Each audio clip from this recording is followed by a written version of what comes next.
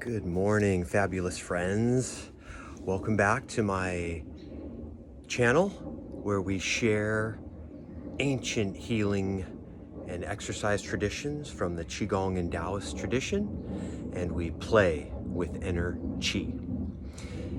Today I'm continuing with the theme that's going to be around for a while, where we're dealing with very basic, original, beginner concepts for doing this practice, because those are the best. If we don't start at the beginning, we're never going to get to a middle and an end. So, as mentioned in my previous video, we always begin a Qigong practice with releasing and clearing energies that do not serve us. Today, I'm going to be sharing what's called padding or tapping. Those are the labels I'm using today. And these techniques are going to be used for clearing energies from the physical, specifically to get us started. And then I'm going to share with you the four most traditional standing stillness meditation positions, as well as the basic Qigong standing posture, because when we're moving, we're mostly clearing and circulating energies. When we get still, and this applies to everything in life, we're more able to receive. And that is what we do second in a Qigong practice. We release, we receive, and then I like to say we recirculate, which is a little redundant, but we are constantly circulating again, over and over again, energy that we've received. So the three-pronged Trinity approach to any Qigong practice is release, then receive, then recirculate, or you could say circulate. But as you go about your day, you're doing it over and over again. You get my point. So here we go with the padding technique. And remember, in the last video, I showed you how to shake. So oftentimes I will shake first, and then I will do this padding technique. So we pat the body. Now the pattern I'm going to show you is intelligent, because it goes along with the direction that meridians flow. So they flow down the back and the sides of the body and up the front. You can come all the way up here, and you can go down the outside of the arms, up the inside. You can create your own patterns, but I'm showing you a nice whole body pattern that I've kind of been doing. Down the backs and the sides. The harder you do this, the more you're going to release. And then welcoming a little energy as we're kind of...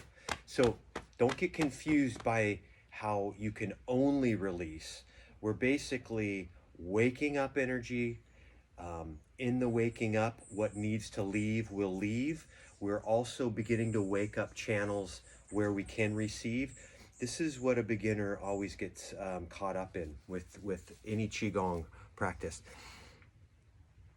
It's never all one thing or another. Think of the yin and the yang symbol. There's white within the black, and there's black within the white. That means there's yin within the yang, and there's yang within the yin. So even though padding is generally releasing, we still hit the channels that we're going to receive energy in, because there could be stagnation in them too. So never get too caught up in my words, because I've done this for so long that I am constantly playing the game with myself of how words can get us stuck when we really just need to go with the flow. Within releasing, there's receiving. Within receiving, there's releasing. If that makes any sense to you at all, then you're probably not a beginner. If there are specific questions about it, put them in the comments.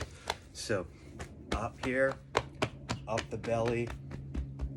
You can pat the neck. I'm going all over the place because that's what I do in my normal practice. I follow where the energy goes. On the head, you're not going to smack yourself with an open hand. You're going to go more fingers. So that's better head technique, tapping with the fingers.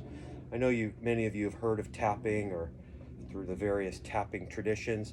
Tap the side of the head, because these energy really gets stuck on the side of the head, around the ears.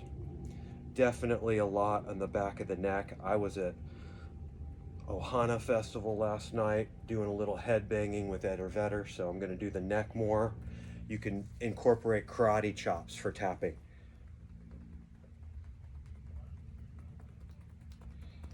Many of us store a lot of tension in the upper body here. Oh, I made a living doing massage up here. This is good.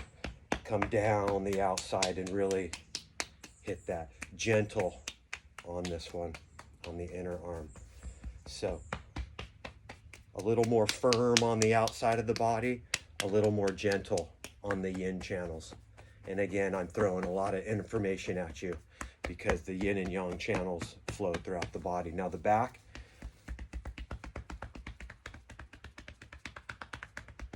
this is so important in the morning. Almost all people in the China region do this to wake up the kidneys. And the hips. Hips are so important, and you can really go harder there. Glutes are the biggest muscles in the body, so really let those get some attention. And again, as you feel that you're getting finished, you're listening to your body for those signals. You can do this for 1 minute or 10 or 20. You're listening to your body. I'm feeling a little buzz in my body. See, a little instinctive shaking. So that's tapping. If you just want to wake up like your immune system, you can just tap the thymus. I could do a 1-hour video on this, and in the course that I'm putting together, I will, because I'm going to show you how you can do this for the lungs. And, you know, there's so many ways to apply Qigong to your specific health needs. And that's what I'm wanting people to learn more than anything from this series. This is already 7 minutes long, so let's get this under 10 by showing you the main standing stillness positions for after you've released and you're ready to receive. The first one is hugging the tree. So the stance is shoulder width apart. If you go wider, it's harder. So go about shoulder width apart. The knees are slightly bent, so you can bounce and know that. In a Qigong posture, we don't want any joints to be locked. That means energy won't flow as good. So the knees are bent, the pelvis is slightly tucked, and your weight is back a little bit. That engages the thighs. Your intention now rises up so that you're not collapsed. Shoulders relaxed, and it's like there's a puff of air in your arms. The chin, like the pelvis, slightly tucked so that you open the cervical spine. So hugging the tree. So all that I just said, and imagine lastly, like an invisible thread is at the top of your crown, gently lifting you up. So now you're in the traditional Qigong standing position. And you hug a tree, and you keep your joints wide open. In this position, you're imagining filling your lower dantian, which is the field of elixir down here. Don't worry, I'm going to go into detail about all this stuff in the videos to come. This really, really feeds our physical body. You can do that for a minute to 5 to 10, depending on how strong you are, really bolstering your physical energy. Inhaling, the belly and the chest expand. Exhaling, the chest falls and then the belly compresses. The next posture, and you can play with these different ones, or you can do each for a minute or so a day. Now your fingers are opposite the heart. It's still a form of hugging the tree. And don't get caught up in names. I don't even remember a lot of them. Nice big wide angle here.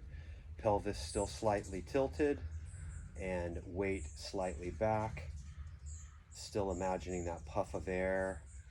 The goal with the stillness practice is that you're relaxed while being supple or strong. This one is obviously harder than the first one. When you're feeling pain in the shoulders, come out of it. The Qigong tradition is not about forcing things or creating more pain, more gain. It's about becoming aware of your edges. The third position I'm showing you that you can try, this one is certainly the most challenging, but it is also very powerful for creating a strong vertical pillar, which is essential to healing. And I'm going to be talking more about that vertical thing for sure, because when we're horizontal, we're relating to this dimension and those in it, people, places, things. When we go vertical, we're basically saying to the universe, I'm tapping back into source. So I like to bring the legs close together for this to create that pillar. Your knees are still slightly bent. Pelvis is less tilted because we're kind of getting a strong foundation from the waist down. Lift the hands up and look above your head and create a circle with your hands. You should see a circle above your crown, and then without moving the hands, you come down. Make sure you got a wide angle in the arms, no locking the joints. Breathe deeply in this one because it's the most difficult with the arms so far above us. You're building strength and relaxation, both yin and yang. The diaphragm leads the breathing, expanding out as you inhale, belly out, drawing energy into the lungs as they fill. Diaphragm goes in, pushing air out, the lungs collapse, the belly gets drawn in.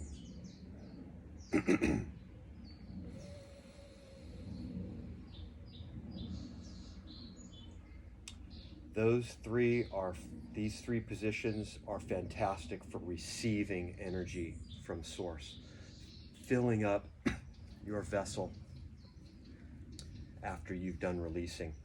By the way, this one was for physical. This one is more related to emotional, emotional. Well, and this one would be more related to in the middle dantian and then upper dantian. You know, a little, not super important, but say your head is really unclear and you really want to focus energy up here on the third eye and the crown, you know, you'd probably choose this one. So hopefully you're getting how much you choose day to day what you need. No Qigong teacher can really tell you unless they're extremely psychic, which I don't claim to be or want to be. Last one, which is cool. It's kind of a mix of release receive because you can really feel how these channels get activated, and these are kind of clearing channels, the large intestine, small intestine, triple burner.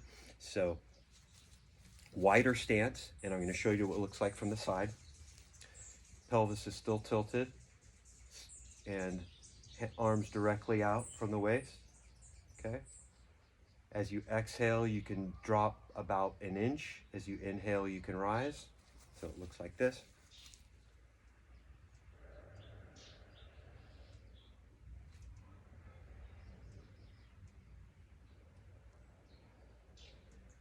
Inhaling, gentle rise. Exhaling, gentle fall. All of Qigong is about mimicking and getting in alignment with nature. So the rise and the fall of the waves on the sand is what I always find myself thinking of. It's the psh,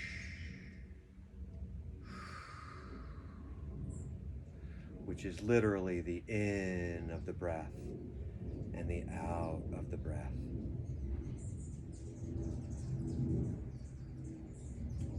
So these are my favorite 4 standing stillness Qigong positions.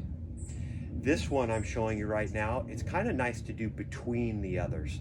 So you might do this for a couple minutes, and then this for 30 seconds or a minute, and then the middle, and then you're doing a nice mix of gathering energy and maybe a little bit of clearing, because as I said earlier, we never really just do one. Think of your breath. You can't just receive oxygen. You have to let it go. So bringing a lot of concepts at you this morning. 15 minutes. Thank you for watching the video. Remember that and on this channel, the goal, amongst others, is to take that which we have considered woo-woo and make it Yahoo. I hope you've enjoyed. Please like, subscribe, and leave any comments if you have them. More to come in the future. Namaste.